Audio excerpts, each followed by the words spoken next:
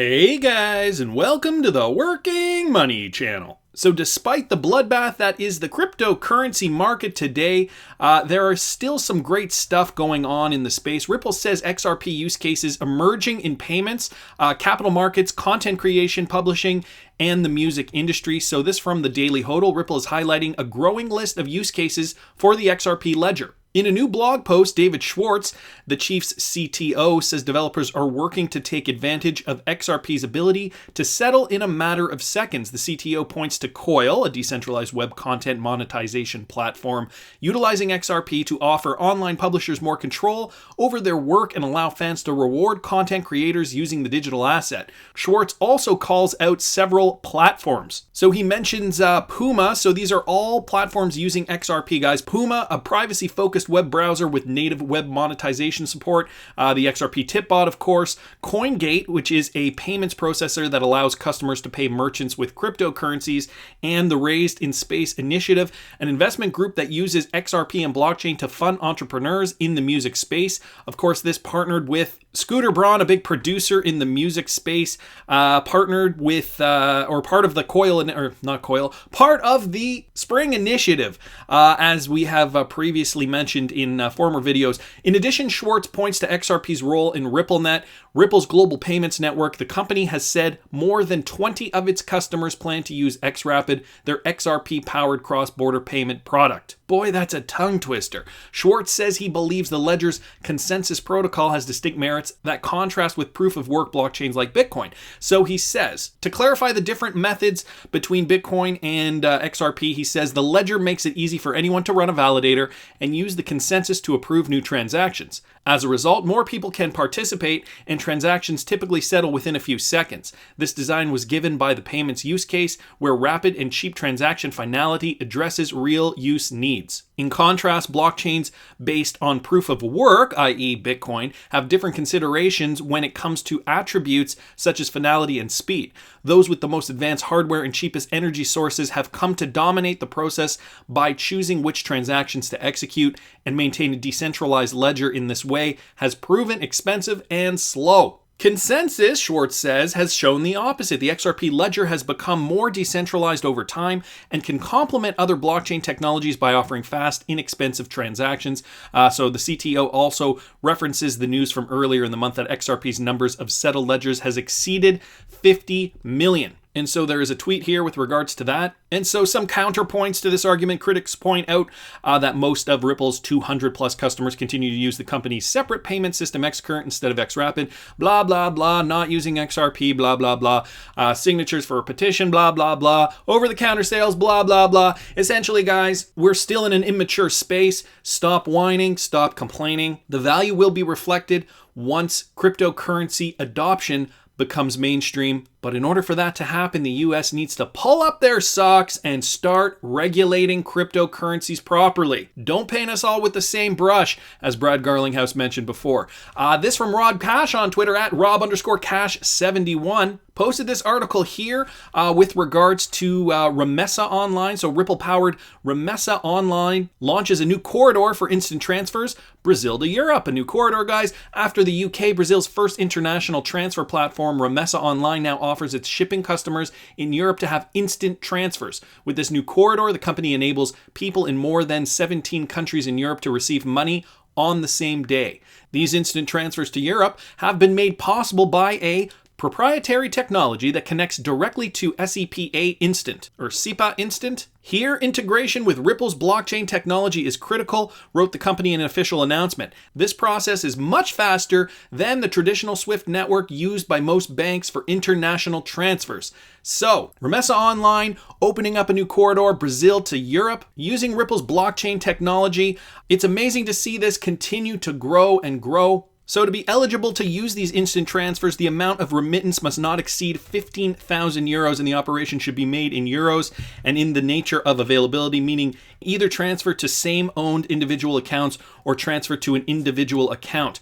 Earlier this year, Remessa Online revealed that they have been using Ripple's X Current and has been awaiting regulatory approval before XRP integration. So guys, it's not just in the United States. It's in several countries in Europe, South America, North America. We still need that clarity. We're still early on in the process, but it is moving forward. And this 15,000 euro limit obviously has to do with money laundering laws, so on and so forth. You can't just let anybody move millions of dollars instantly across borders without monitoring that. So of course they have end user consumer use case limits in place to prevent that kind of thing. Again, this is a highly regulated space, so we are at the mercy of governments and lawmakers, unfortunately. We also got breaking news from XRP right now. Breaking news, TATA Consultancy Services launches real-time payments. So all roads lead back to India. As much FUD as there is, India will use RippleNet and digital assets. We know that Ripple is heavily involved in India. We actually covered an article back in April on TATA and how they were working with RippleNet.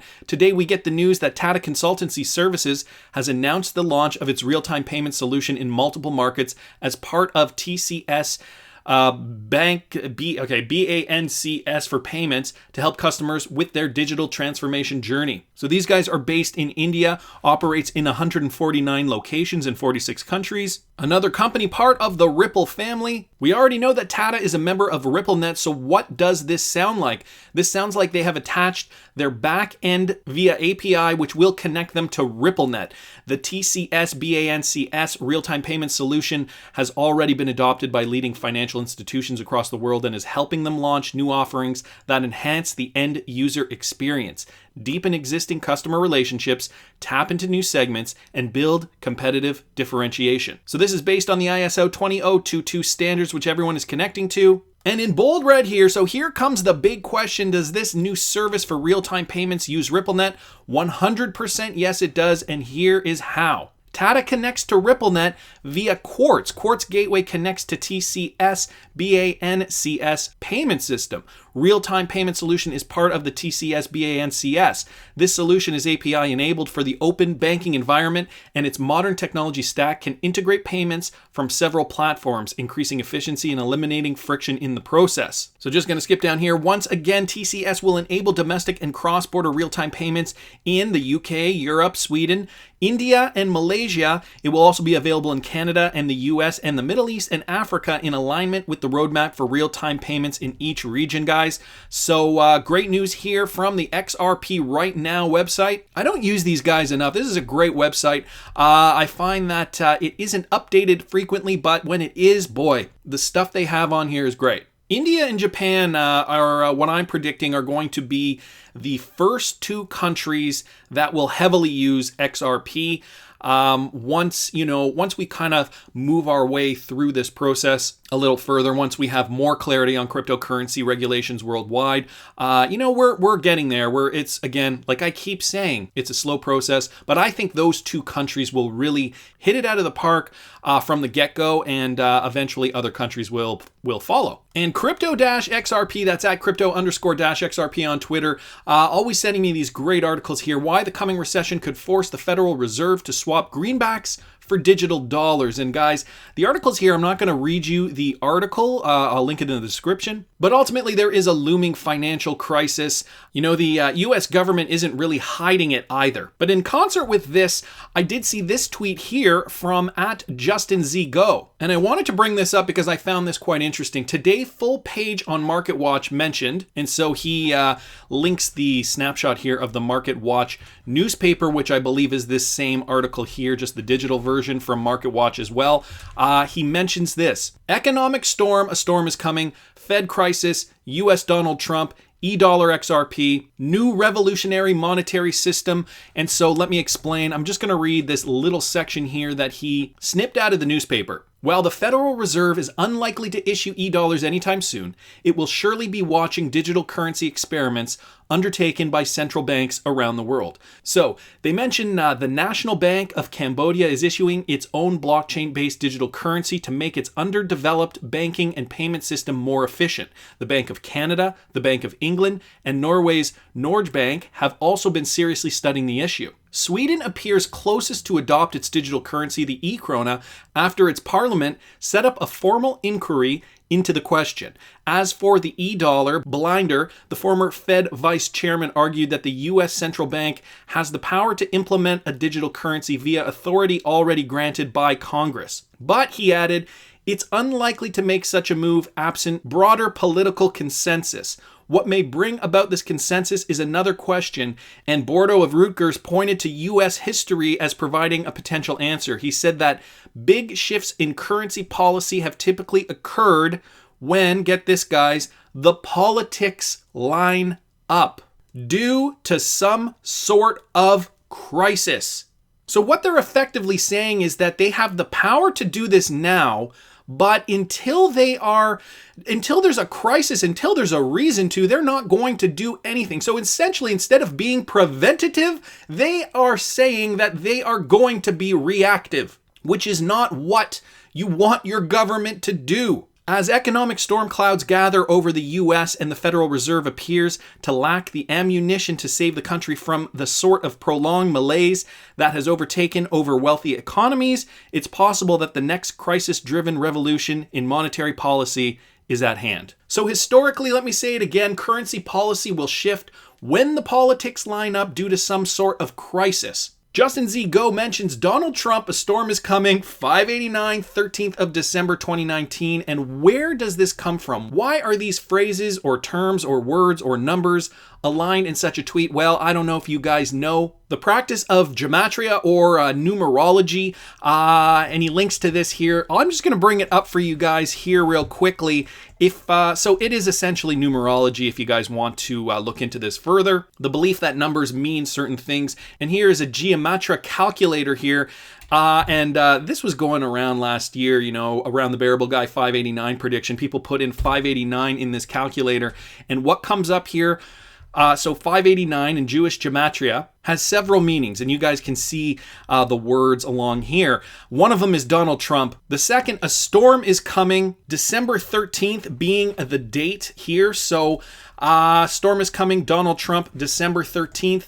Again, from this tweet here from Justin Z. Go, we do know that there is a Fed crisis looming, and from this Market Watch article saying currency policy will shift when the politics line up due to some sort of crisis. This has historically been the case. And this is what I've been saying too. Are the powers that be just propping up this economy until they can't any longer? They'll let that floodgate flow, and then we'll start seeing the possibility of XRP actually being used in real world use cases. I'm sure policy and lawmakers will be quick to move if that is the case, at least quicker than they're moving right now. And historically, Chris Larson has said, this is from Ripple Insights, the Ripple website from October 24th, 2018. And this is public knowledge. This isn't anything exclusive or anything, but Chris Larson does explain that thoughtful regulation was critical to protecting consumers and seeing broader positive impacts from the technology. So talking about Ripple XRP here. He believes that digital assets could help prevent the next financial crisis by solving the global liquidity problem. That's straight from Chris Larson, one of the CEOs at Ripple. So guys, will it take this looming crisis in order for policymakers to finally make up their minds and do something about the problem that is quickly approaching? Anyways, I want to hear what you guys think. Please subscribe to the channel if you haven't already. Like the video if you like the content I'm providing. I always love hearing your comments. See you in the next one, guys.